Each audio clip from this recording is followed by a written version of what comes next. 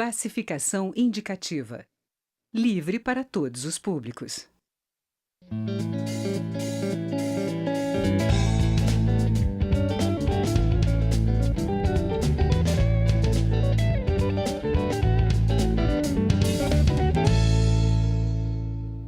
Olá!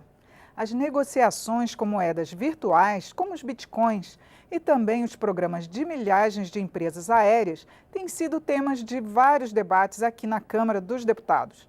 Uma comissão especial analisa um projeto que prevê a regulamentação dessas moedas digitais pelo Banco Central. O entrevistado desta edição do Palavra Aberta é o relator da proposta, é o deputado Expedito Neto, do PSD de Rondônia. Eu sou Regina Assunção e o programa tem uma produção conjunta da TV e da Rádio Câmara. Bem-vindo, deputado Expedito. Muito obrigado, Regina. É um prazer estar aqui com você. Eu queria que o senhor começasse dizendo para a gente sobre o que a comissão já ouviu. Primeiro sobre os bitcoins, porque vocês já fizeram diversas audiências públicas sobre isso. Que primeiras conclusões você já tem sobre essa moeda virtual? Nós primeiro fomos buscar a legislação de outros países que já regulamentaram a questão do Bitcoin, a exemplo do Japão, a exemplo de vários outros países que realmente entraram numa cultura pró-Bitcoin. Só que a gente também conseguiu enxergar que as diferenças econômicas de cada país. Por exemplo, nós não temos como trazer uma realidade financeira, uma realidade econômica aplicada no Japão com a mesma que é aplicada no Brasil. Nós temos vários países do outro lado do continente que têm uma taxa de juros a 0%. Que vem para cá hoje fazendo fundo de investimento para investir no Brasil. O nosso CDC dá mais do que o investimento do próprio juros que eles têm no próprio país. Eu gosto de dar o exemplo do Japão porque é um país economicamente viável, um país que a gente tem confiança, estabilidade, que tem uma estabilidade tanto jurídica quanto econômica muito boa. E é um país que a gente pode pegar como exemplo para tentar trazer modelos japoneses para dentro do nosso país. Só que nós fomos a Singapura, conhecemos a sede da Ethereum, que é outra moeda digital, que é a segunda moeda digital mais valorizada no mundo hoje.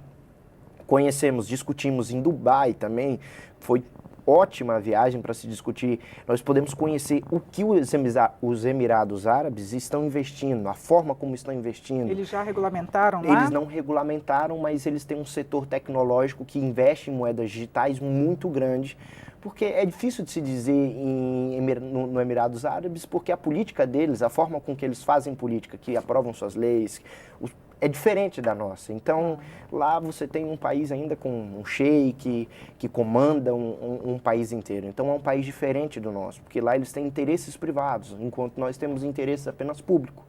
Que o nosso interesse é apenas de legislar em favor da população, para que essa população que invista no mercado de risco, que o mercado de moedas digitais é um mercado de risco, todas as pessoas que entram nesse mercado estão assumindo risco porque é uma volatilidade muito grande no valor da moeda. Sim, mas nós temos as bolsas de valores com que certeza. Já funcionam, sim, com já esse funcionam, risco. Sim, mas um risco menos variável, né? As bolsas de valores mesmo, as nossas próprias ações aqui que nós temos da Petrobras, investimentos com um nível de segurança muito maior. Você tem um Bitcoin que chega a 28 mil reais num dia e pode chegar a 10 mil reais no outro dia. Por exemplo, se eu não me engano, se foi a China ou se foi o Japão, em 2015, nós tivemos uma das financeiras lá que negociavam Bitcoin, essa financeira quebrou. Ela teve um assalto por hackers, por deixar o seu total de ativos online, e isso pode acontecer com todas as moedas digitais. Enquanto você tem ativos online, você pode sofrer ataques a qualquer hora. Então hoje eles já estão tokenizando, eles colocam o dinheiro deles offline, que é no token, você guarda hoje valores, você pode ter token com R$1 milhão, você pode ter token com R$100 mil. Então, a mudança do blockchain, que a gente gosta de falar, eu sei que a legislação não trata sobre regulamentação de blockchain, mas não tem como não se falar de moedas digitais sem falar o que originou as moedas digitais, que foi a tecnologia do blockchain, que nada mais é do que conectar computadores, conectar pessoas para a verificação de cada dado.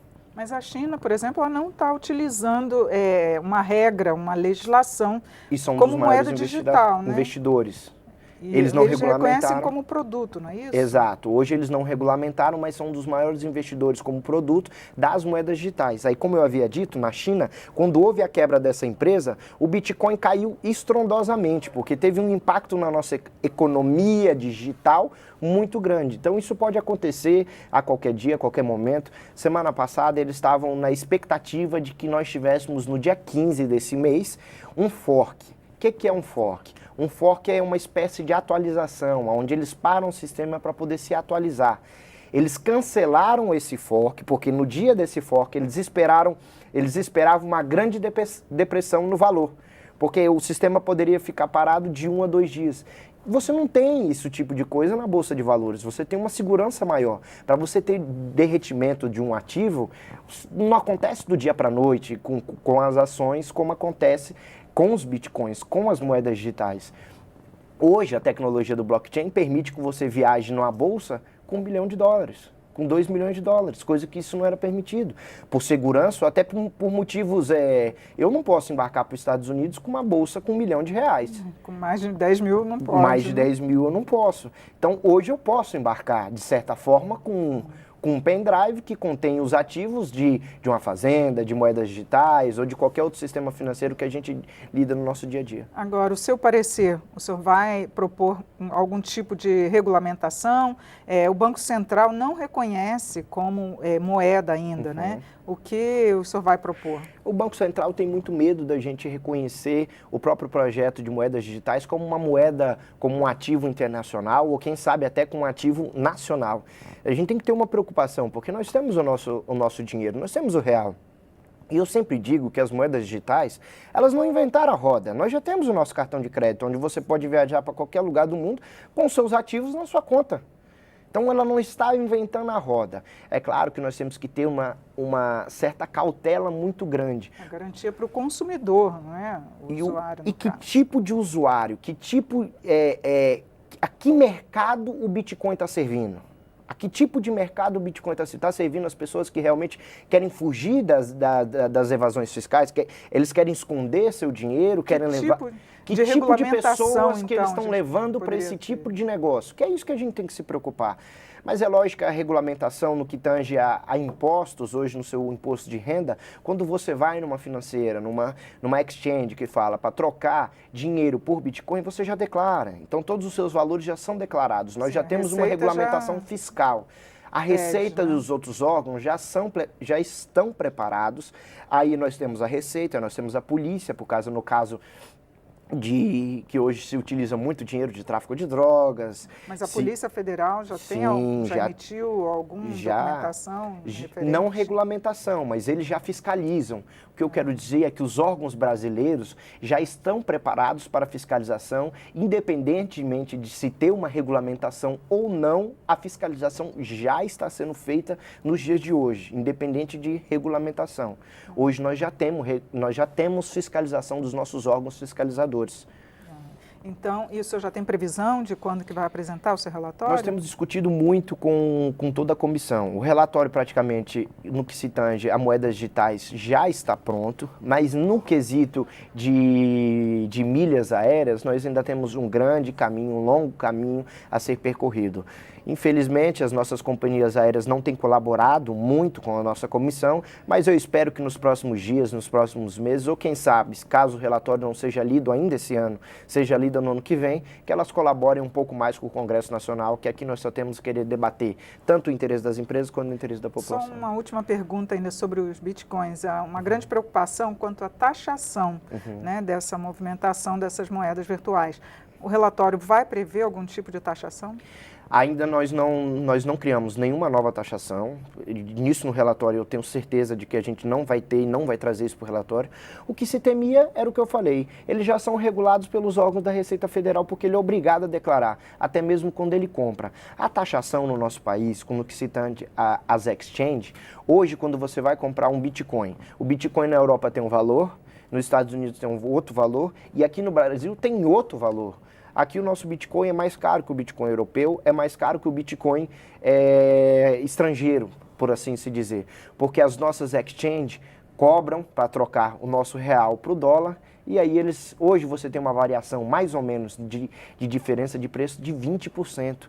Então essa taxação, essa fiscalização do governo federal em cima de todas as operações financeiras e bancárias, mesmo digitais, já ocorre nos dias de hoje. Tá certo, deputado. Muito obrigado por seus esclarecimentos aqui no programa. Eu que agradeço. Eu conversei sobre as negociações com moedas virtuais e também sobre programas de milhagens com o relator da proposta, o deputado Expedito Neto, do PSD de Rondônia. Você pode assistir esta e outras edições em nossa página na internet, câmara.leg.br/palavra aberta. Eu sou Regina Assunção e agradeço a sua audiência. Até a próxima.